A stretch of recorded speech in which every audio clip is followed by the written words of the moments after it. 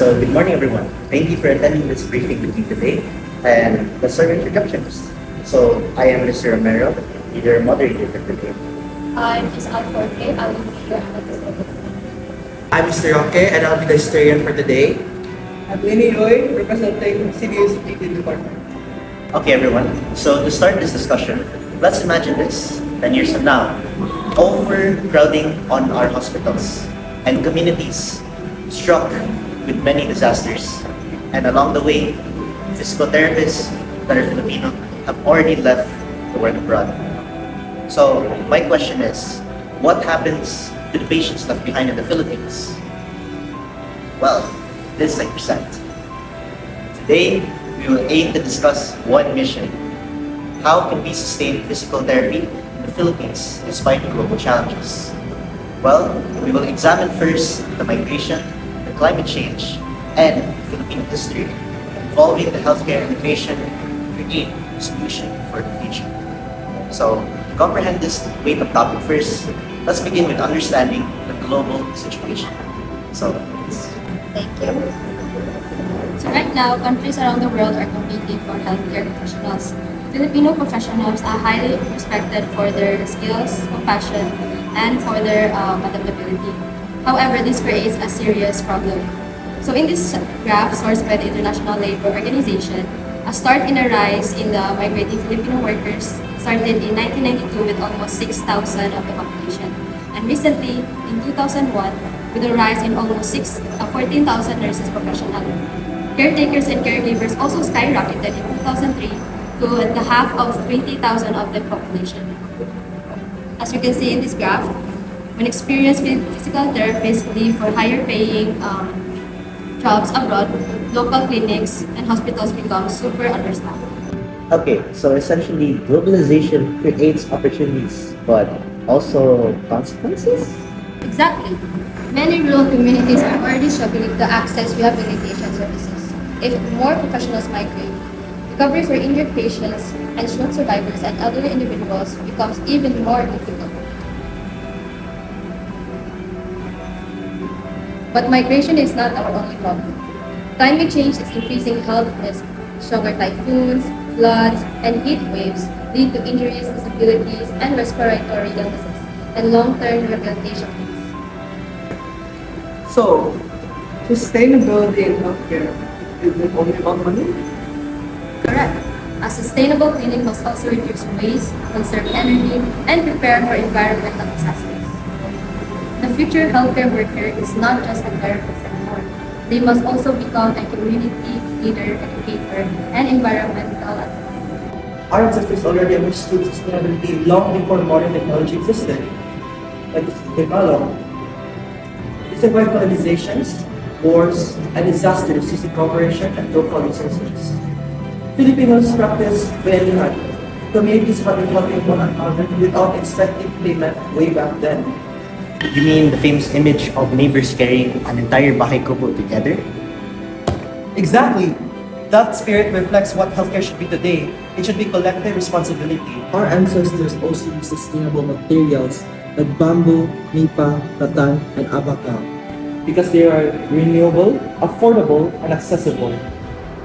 Even traditional weaving communities in Mindanao and the Visayas practice sustainability naturally. They created durable products while preserving culture and minimizing waste. So, our solution doesn't need to copy foreign systems completely. Yes. Because true progress happens when modern science work together with Filipino identity and values. Which brings us to our proposal. This is what we call the Green Clinic. It is a sustainable physical therapy clinic designed for Filipino communities. Instead of entirely depending on expensive and imported equipment, clinics can also use locally sourced and eco-friendly materials for selected rehabilitation tools. For example, think of this concept: bamboo for canes and balance bars, recycled materials for exercise tools, and solar-powered lighting for clinics in remote areas. That reduces cost and environmental impact. And it increases accessibility. Patients in low-income communities can still receive quality rehabilitation, even without the expensive machines. This also creates an opportunity for local workers, carpenters, and craftsmen to contribute to healthcare. A modern healthcare system inspired by Filipino resilience. Exactly! And beyond equipment. The Green Clinic also promotes disaster preparedness, health education, community rehabilitation programs, and environmental responsibility. It also inspires optimism amongst Filipino healthcare workers. It encourages them to stay as they see the positive progress within our healthcare system. So, I want to ask the panel one final question. What if we were to ignore sustainability? We lose healthcare workers. We lose cultural identity. Vulnerable patients lose access to recovery and hope. Today's discussion reminds us that physical therapy is not only about rehabilitation. It is about building a stronger community, and sustainability is the means in creating healthcare systems that can survive through economic struggles, global migration, and environmental change.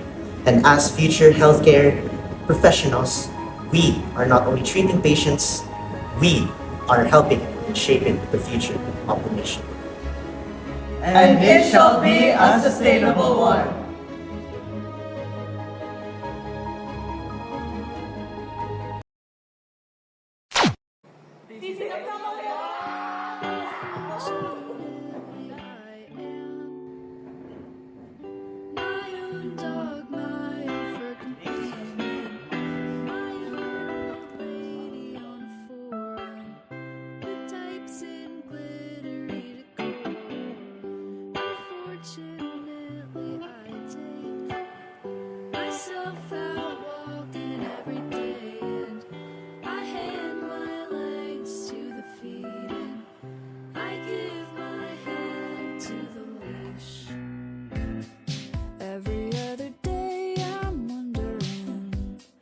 What's a human being gotta be like? What's a way to just be competent? These sweet instincts ruin my life. Every other day I'm wondering, was it a mistake to try and define what I'm certain's matter?